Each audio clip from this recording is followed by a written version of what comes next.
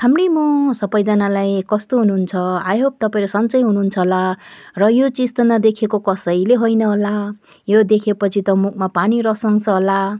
यो चिज चाहिँ हो आज म तपाईँहरूको सामने लिएर आएको छु छुर्पीको रेसिपी।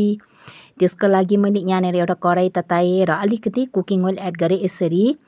अब कुकिङ ओइल तातेपछि चाहिँ म यो माथि एड गर्दैछु। अघि मैले टमाटर सबै काटेर राखेको छ त्यसलाई म यसरी एड गर्दैछु। यसरी टमाटर एड गरिसकेर तपाईले अलिकति नुन पनि एड गरिदिनुहोस्।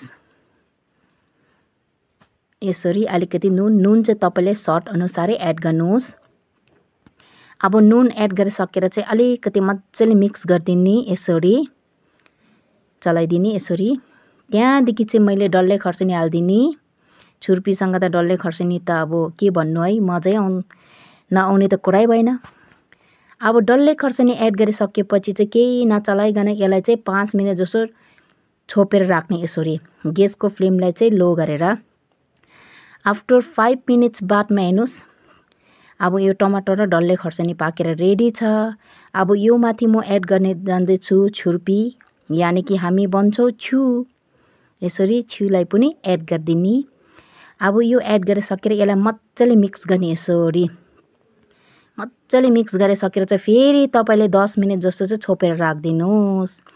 र तपाईलाई मेरो भिडियो कस्तो लाग्छ, मन पर्यो भने प्लिज लाइक शेयर सब्स्क्राइब गरिदिनुहोस् होला। आफ्टर 5 मिनट्स या त 10 मिनट्स राखेको छु मैले। 10 मिनट्स बादमा हेर्नुहोस् छुर्पी पाकेर रेडी छ। कसलाई मन पर्छ छुर्पी प्लिज लाइक गरिदिनुहोस् न होला। अनि सायद मैले पकाउँदै गर्दा मुखमा पानी पनि आयो भने तपाईहरु पनि साथमा लिएर लिनुहोस् होला। छुर्पी मन नपराउने त कोही छैन होला। फेरि आउने छु।